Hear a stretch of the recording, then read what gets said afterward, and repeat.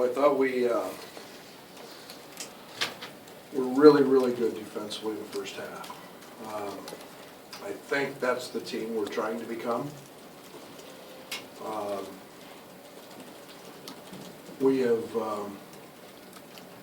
been pretty good defensively for most of our exhibition and most of our scrimmage and even through the first half tonight. And a game that we literally played tonight like we practiced. And that's not to take anything away from Nicholls. Our first scout with Lewis was precise, very matter of fact, to the point. Some of the things we're doing now, especially on the defensive end, you've got to be very, very dialed in with your coverages, your communication. We literally on Monday didn't get any of them right. Just Tuesday wasn't much better, and yet we fought through it today. And I thought the first half was pretty good. Trent handled the last play correctly, trying to down a ball screen. We knew what play they were going to run with a double stagger. He fought him over the top of it so he didn't get screened, which means our two bigs didn't have to switch or support. Then he did a great job of walling him up. But so that was disappointing, and yet I thought there were some positives. Our first half DER was .56, which is as low as we've ever had any team here, and yet you can't allow a team to go on a 16-0 run with 5 minutes to go. And I was really disappointed. I'm really disappointed we didn't get on the floor for loose balls. Got completely outplayed, and Nicholls deserves all the credit for that. And then to not have enough recognition to understand that the McClanahan kid could really score, could really get going, and we just kept backing up and letting him shoot it. And again, give Nicholls a lot of credit, and our execution on both ends has to be better.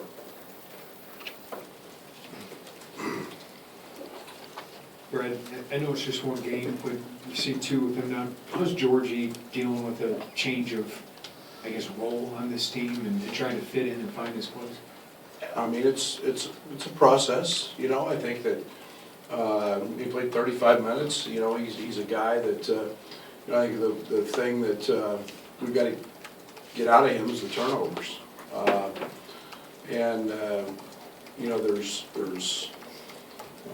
There should be collisions at the rim. I mean, it should be freight trains at the rim, on rebounds, on contests, on block shots, with he and Kofi in there. And at times we had some of those things. I think Georgie's. I think everybody saw tonight he can make a three.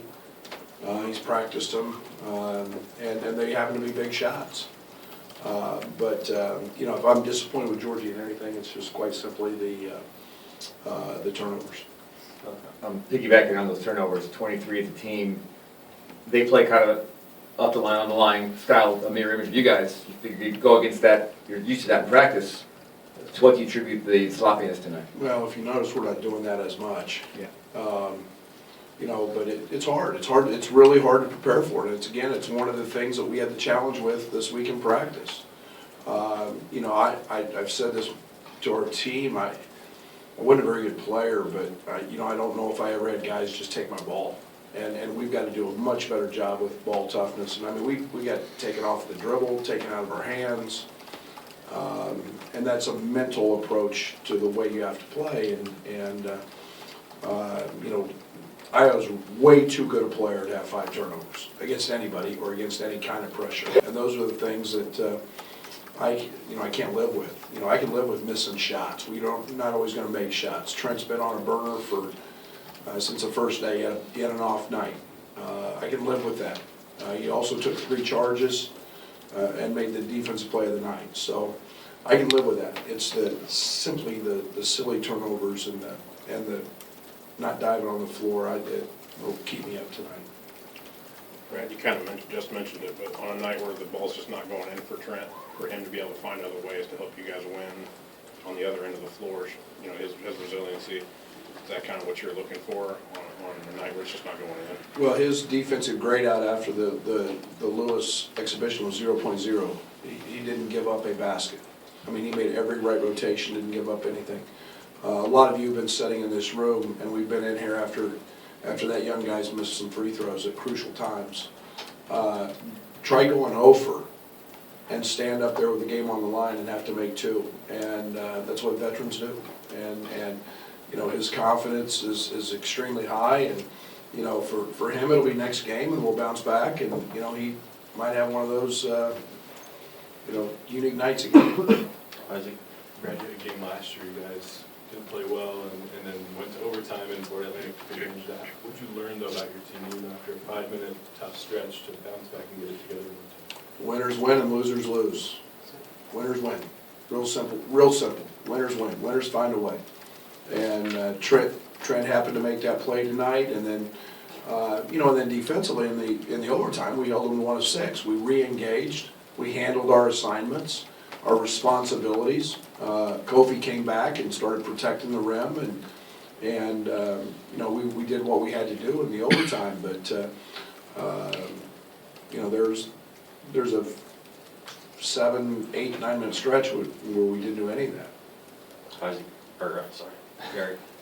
To start overtime, Andre scored your guys' first 7 points. Just how do you see him just take over overtime to just put that out in the lead for you?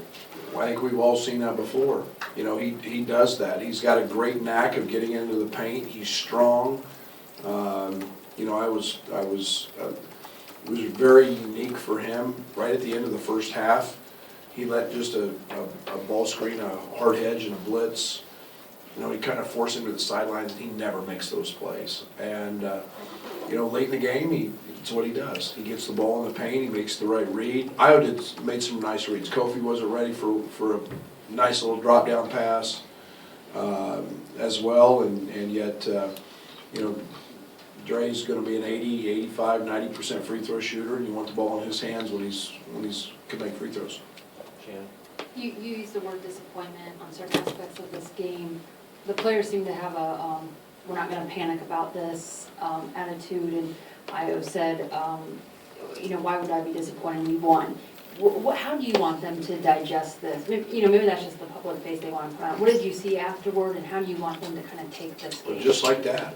That's my job, is to, I'm ecstatic we won the game, don't get me wrong. I think that I always look for the perfect game. I know it's never going to exist.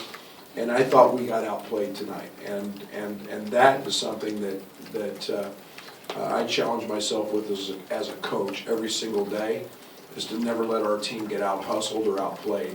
And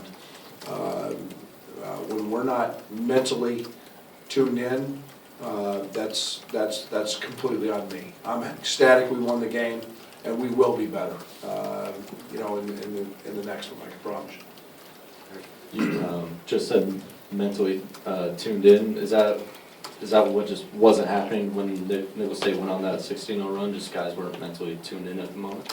Well, there takes a responsibility to engage in terms of what your assignments are, and communication.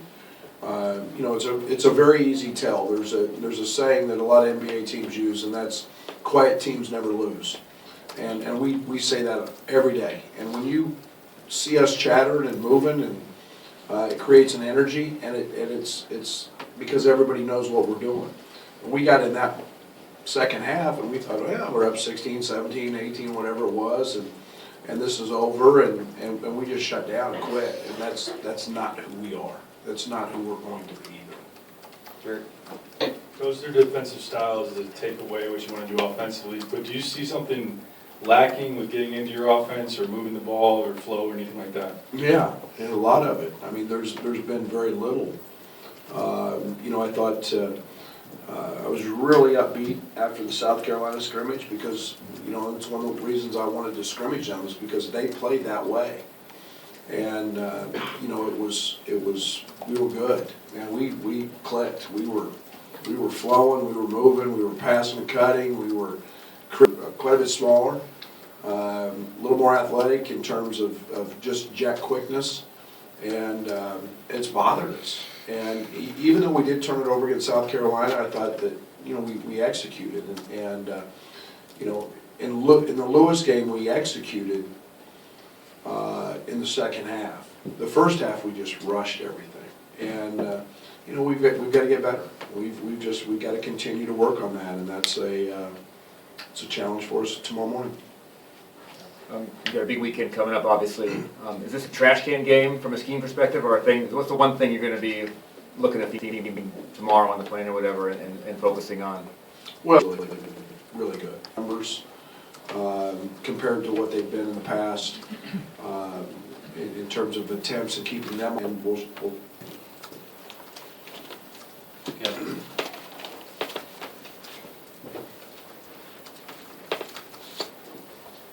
Ben's the right spot on the floor, doing that makes you comfortable putting him on the floor right now. Well, I think you certain defensive drill and you do it for 20 minutes of a segment every single day. Ben's missed out on that, and you know, so it's for Ben, it's keeping the game simple, and you know, it'll probably be for a little bit. It'll probably be shorter stints. You know, so that he is comfortable with what's going on and he doesn't get fatigued. He's still playing himself back into you know, what we call basketball shape. So yeah, I've got no problem with Ben, but he's going Let's talk a little bit about that and maybe a little bit about his progress from last season to this season. should have played him more. You know, I think the one thing that Allen's done is he's really learned to define what his role, lead offensive rebounder.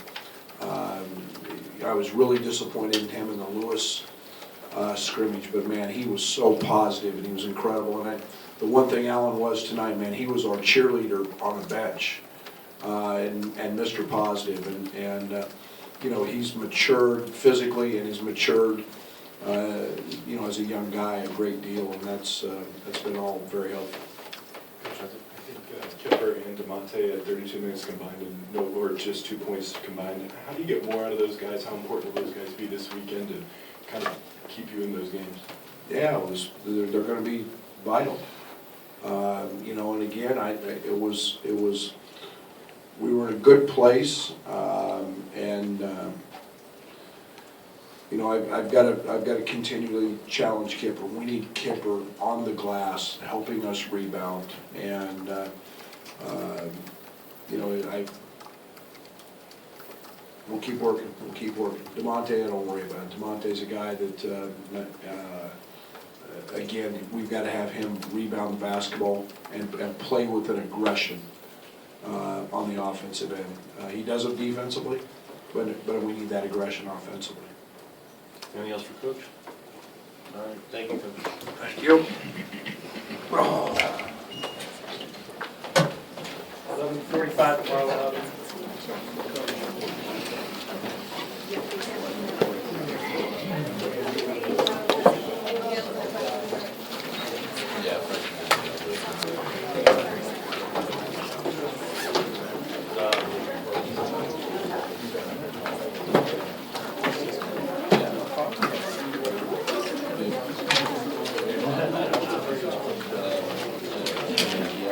Yeah.